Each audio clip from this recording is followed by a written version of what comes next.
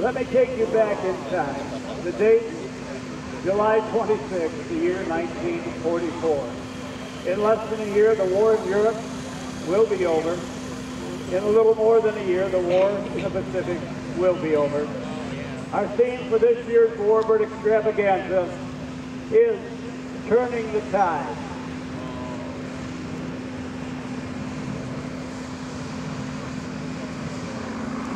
As our Warbirds are in position in the air with the smoke on left, right, behind us on the ground, a series of aircraft that are the Warbirds of different categories and types and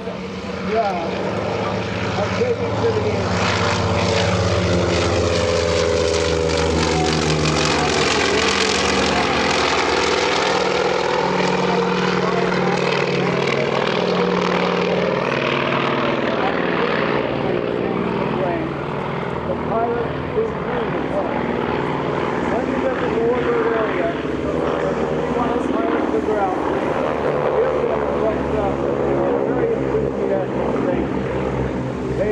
Consider themselves temporary stewards of these national treasures. They are, but not exclusively, members of the Commemorative Air Force, the Yankee Air Force, the EAA Warbirds of America, and our friends from Canada, the Canadian Warplane Heritage. As we celebrate 100 years of the Royal Canadian Air Force, April 1st,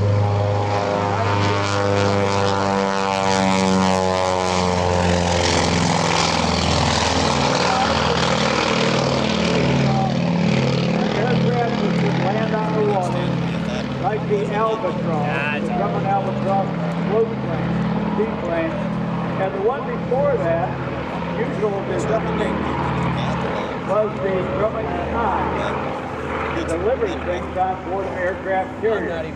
On the ground taking off is one of 5,400 aircraft, less expensive civilian or military twin-engine stringer than his old buddy and partner, Walter B. So the training aircraft are in the air right now. Coming in from your right is a contingent of P-6 Texans. That was the name the Army Air Force gave to the airplane. The Navy and Marine Corps call them the SNJ.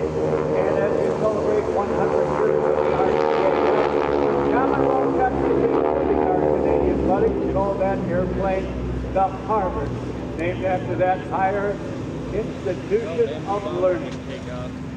The aircraft circling in a right-hand pattern in front of you now was part of a training program.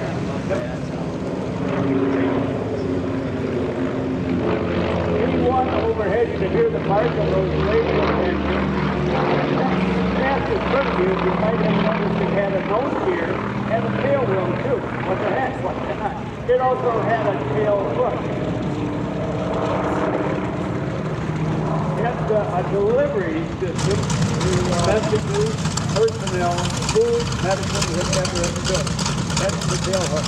The B-25 now in line. Contito is first. Larry Keller is the owner-operator of that B-25, reminiscent of the aircraft on the Doolittle raid. Coming in from your right, a welcome sight to sailors who were stranded out at sea and needed rescue.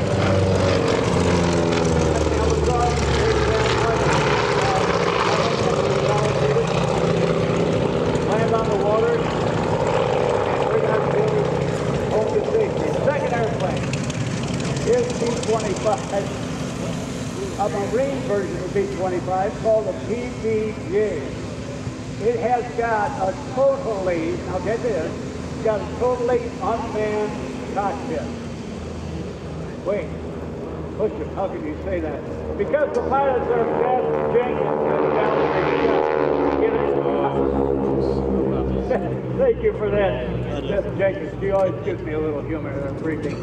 So that will be totally an unmanned crew. That was the Marine Corps version, that dark blue one. It's called the Devil Dog. They had a little bit different mission than the Doolittle Raiders and the other B-25. Now, in addition to the Grumman airplanes coming in, that aircraft is the one with both a nose gear and a little tiny tail wheel. And you can see the wheel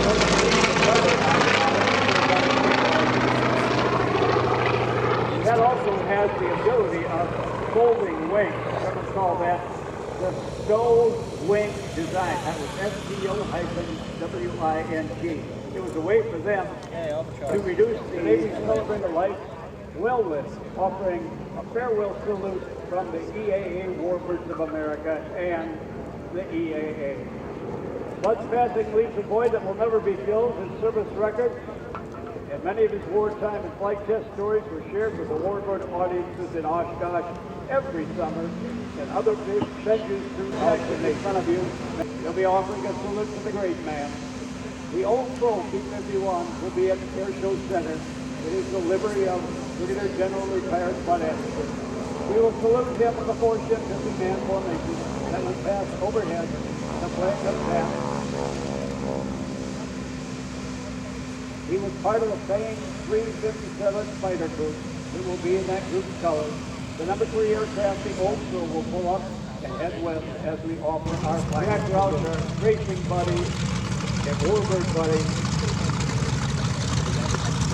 What was I hold Bud up as an example of what a true patriot means to the generations that follow. Jack Rouser, very well said. The third of our trio will be 25 training. The number of aircraft built in the U.S., the number of aircraft built in Canada, and the number of variants built around the world bring the inventory of those aircraft over 20,000 units. The last part of your training that was similar to the training you might have had in the school. First you start as a primary student, you try to get through grade school, and then into basic training, that would be the equivalent of high school, and then the aircraft taxiing and landing in front of you now would be your advanced course or your college degree. By then you will be trained to go out and have a chance in the world of dogfighting and air-to-air combat. That particular method proved to have great success and bring so many more pilots home. Operating under free enterprise, after lifting form of government, American industry has overcome the 10-year free-editing lead of the aggressive nation to achieve global victory in only 3.5 years. Being my spotter, timer, coordinators, myself, Jim Santos, Warbird Congress Extraordinaire, author of Warbird, writing a book on P-17 for many articles on Warbird aircraft. As we hear a sound became as the end of World War II.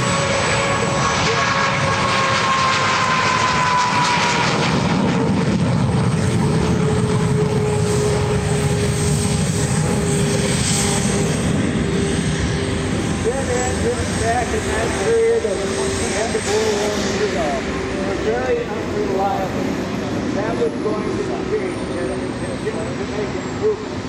The jets that are taking off now are former allies of World War II.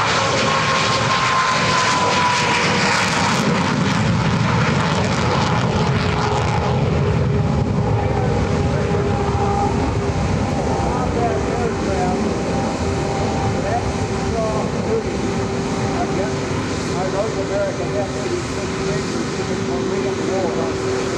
working since before the sun came up today.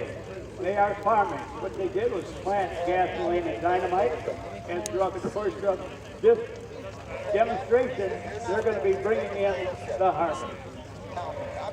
So get ready for the ground to shake beneath you, for your rib cage to rattle, and for some great photo opportunities. I hope you haven't used up all the film in your telephone. All right, coming in from your right now, the MiG. This particular MiG-17 was an improvement over the first MiG, the 15. It had more of a wing sweep. In fact, it was compounded.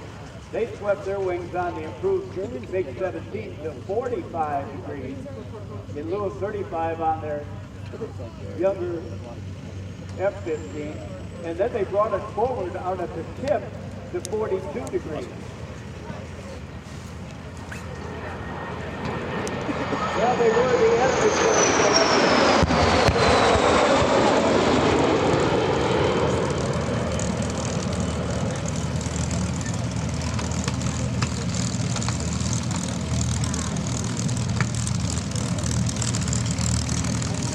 As we can hear low to your right, the B-25s with their barking light engine.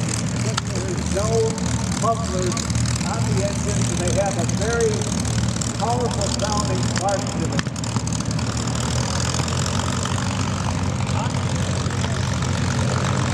Right leader, Torpedo.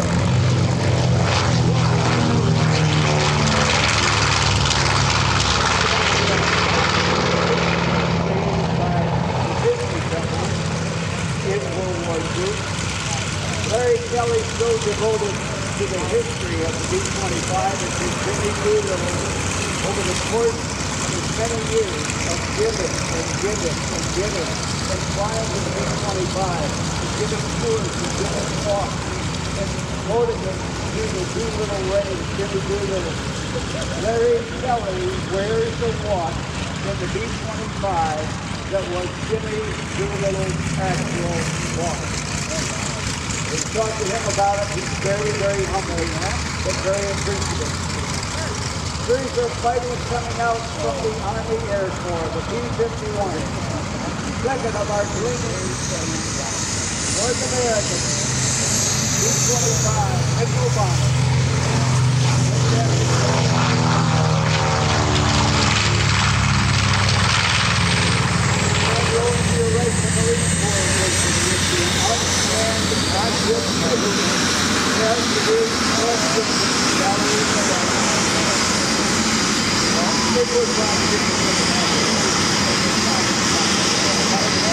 That's the demo dog.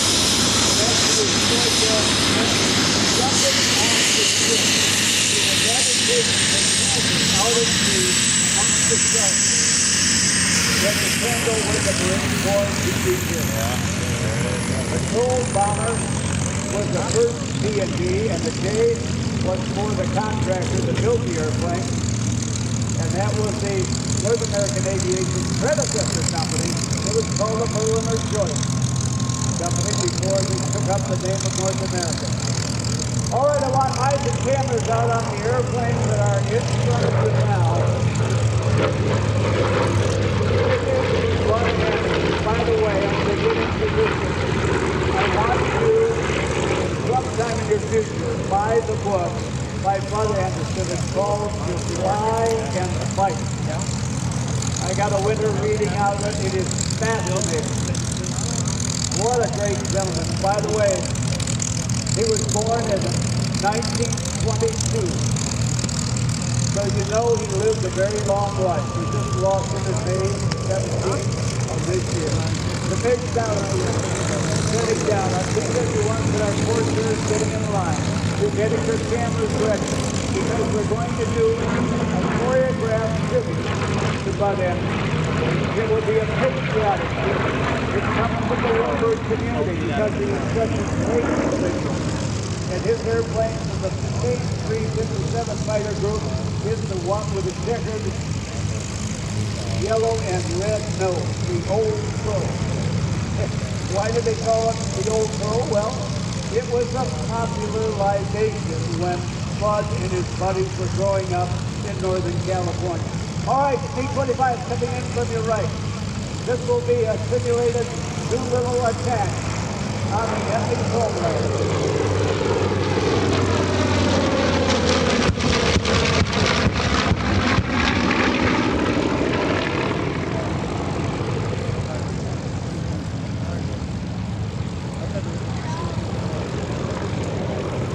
B-25 coming in from your right, B-25 exiting off on your left.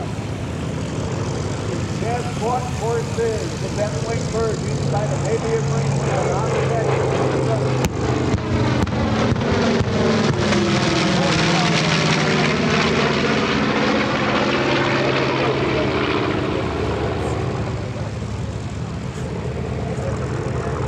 Marine Corps version, a Devil Dog aircraft coming in with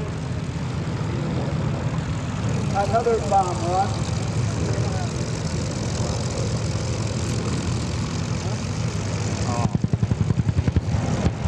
That was difficult. The firepower they had was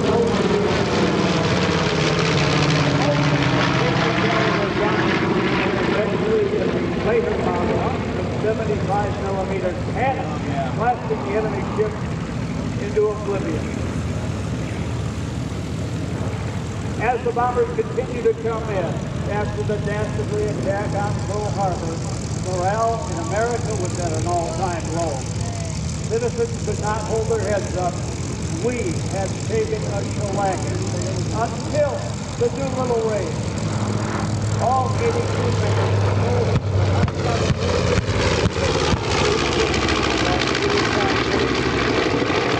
82 members volunteered.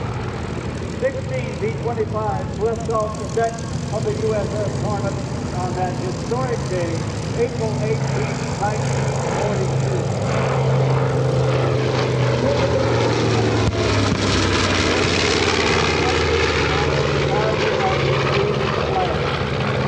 The raid on the enemy homeland resulted in very little damage. However, the Emperor and the Admirals had assured their citizens they would be safe and unmolested on their island. Doolittle's raid was to change in the enemy's defensive plan and moved them farther out to sea.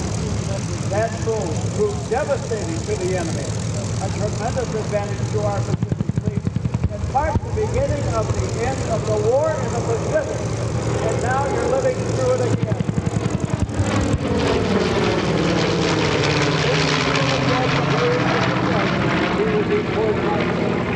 Quite the contrary, he was bypassed rank and promoted 2 steps to Brigadier General.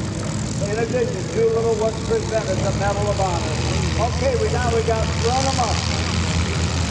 So you hear the scream sounds of the Rolls-Royce Merlin engine, built by the Packard Company in America, and the Pratt & Whitney R-2800. Airshow. You can see that name birds and Corsairs.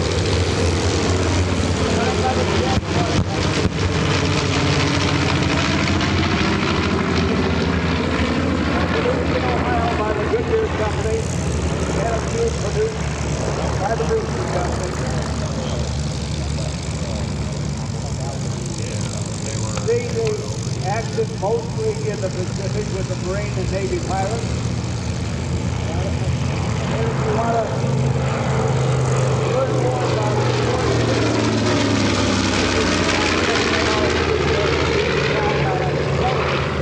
these days, there is the Old Crow, there's the photo opportunity.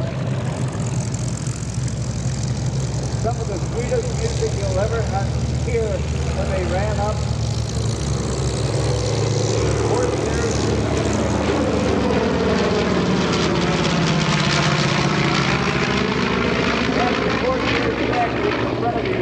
You may see that design, the wing actually bends as it comes out from the fuselage. That was some genius engineering.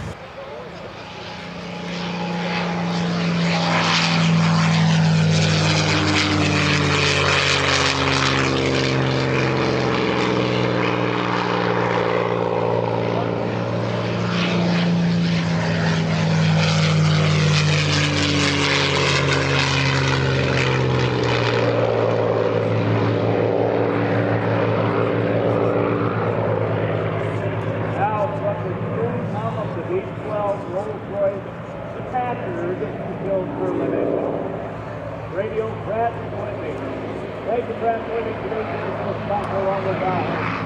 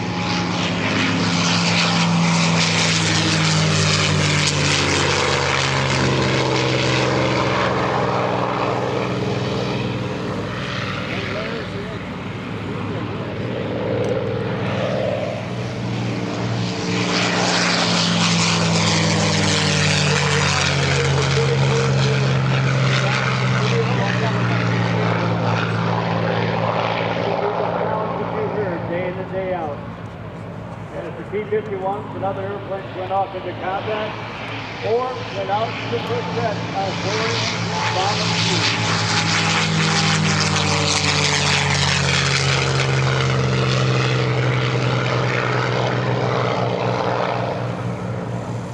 So we could make it 1943 through the courtesy of this facility, the Experimental Aircraft Association, and our founders, original president Paul Commemorative, a very active P51 pilot.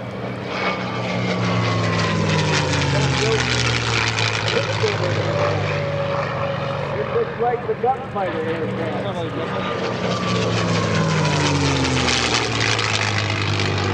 P51s originally were equipped with an American Allison engine.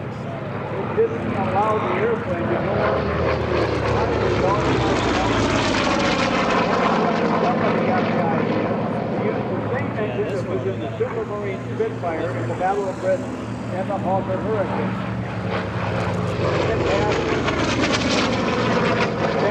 Having a two-stage supercharger allowed the B-51 with its laminar flow wing to be able to take advantage of the wing and get up to the 25 to 35,000 foot range into the dogfight arena.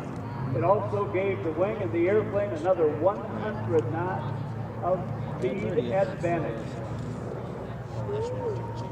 You can listen to the whistling coming through the oil field, and if it had gun ports, even one of those.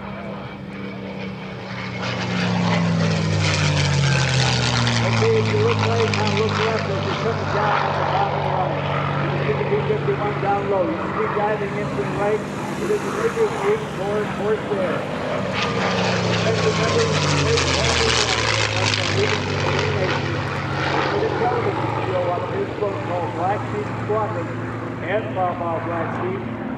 It aired in 1976. Television program on the air.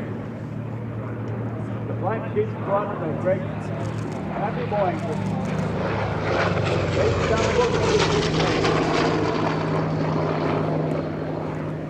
Robert Conrad, by the way, played the part of Jimmy Doolittle, which was cast pretty well because Doolittle and Robert Conrad were about 5'6", 5'7", and neither one of them would take any crap. If you had any issues, you could put on the box Kentucky.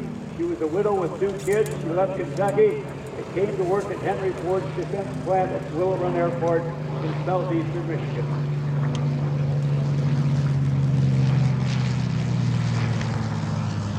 With millions into the workforce, the work was dark, it was dank, it was monotonous. Got the war machines, the ships, the guns, the bombs, the bombers, the fighter aircraft. They were devoted. They worked 6 days a week, quite often 50 to 60 hours a week. They had one day off, and that was Sunday. They would try to get away from the factory. They would try to get out if the weather was good, to have a picnic, just solid. Silence, just tranquility, because they were going to go back to the factory once again. They boarded up with families. They had little kids, because housing was at a shortage. And the little kids treated them like big sisters. They could only write letters home back in those days because of the cost of long-distance calls. Were they lonely? Yes, they were, but they wanted to get the boys home. Without Rosie the Riveter and her sisters, that would not have been possible. The actual morale photo of Rosie the Riveter is based on a lady from Ann Arbor, Michigan, called Geraldine Doyle. A military photographer was touring the defense plant Rosie the Riveter. She never knew it until the 1980s, when she discovered that she, in fact, was the inspiration for the caricature of Rosie the Riveter with a polka dot bermuda, a work shirt rolled up past her elbows, showing her muscle with a caption on the bottom, "We can do it." Did it? They did. The kids that were too young, they ran the farm. The guys that were too old, they went into the factories to help as well. Everybody was on board to get the war over, to get the supplies to our guys, and finish this world war.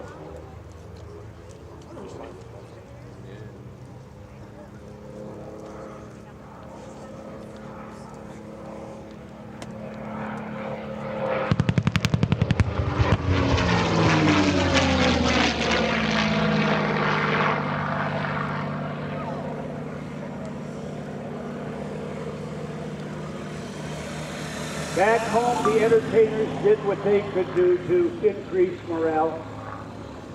So the kids that were out there knew that at home people were still concerned about them.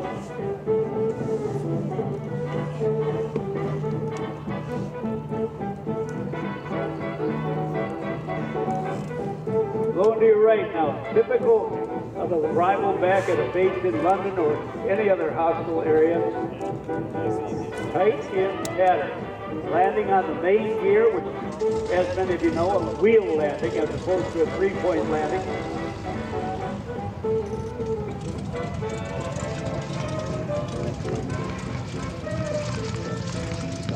In front of you now, on the taxiway, great photo opportunity, 300 pounds of thrust. But what it did was to offset that big radiator at the belly between the two wings.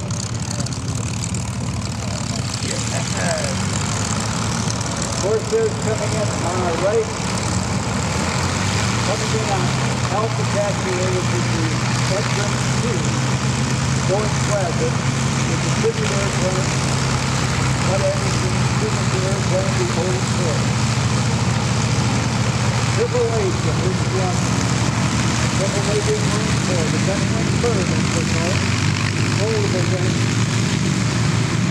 Photo opportunity with a profile view, POV of the old school, if you want to get that in your cameras wherever you're at. Bud Anderson's airplane takes center stage and literally turns sideways so that you can see the name on the side of the aircraft.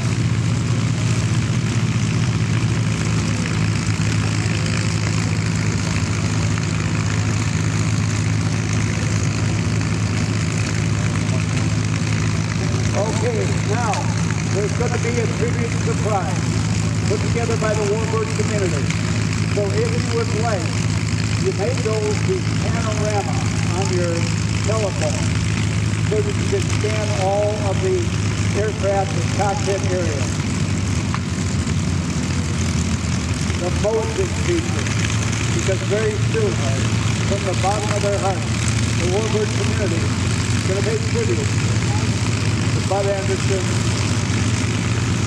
and all those heroes that did what they did for our country.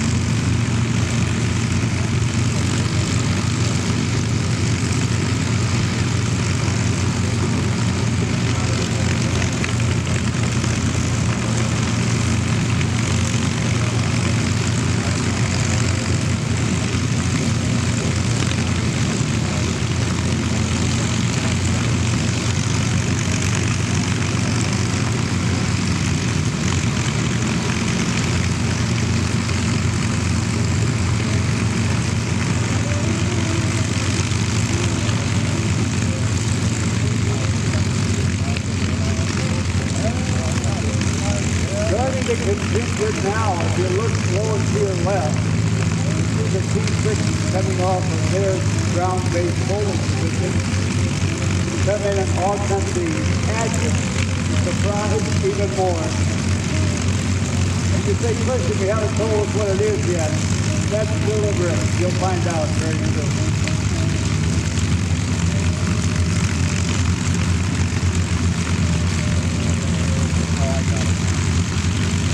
Sound you hear out there, the sound of freedom.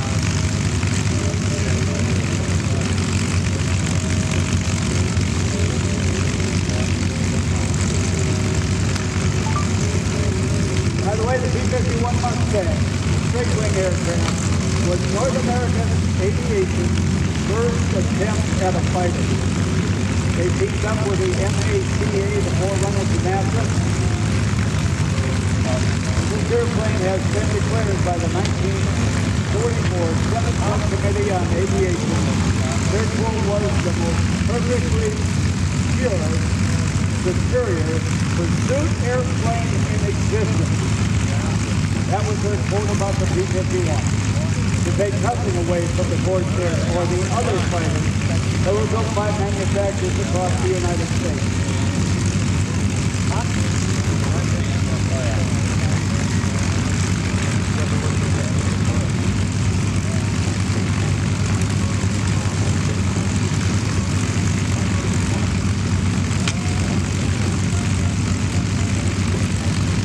Now, ladies and gentlemen, if you will, if you're able, would you join us in standing now, please, as we continue this tribute program?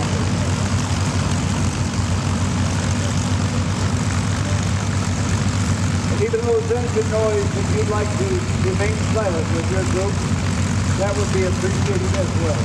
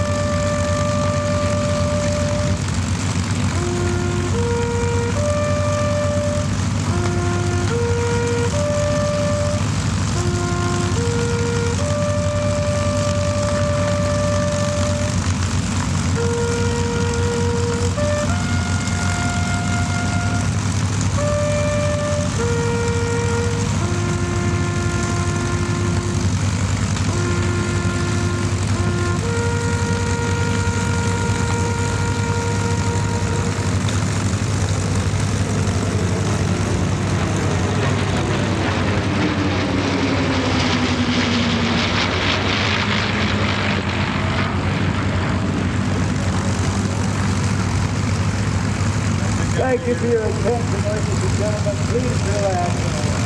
And we say from all of us, Godspeed. Bud Anderson, look at the airplanes now you may see coming out of the cockpit, hoisting the American flag.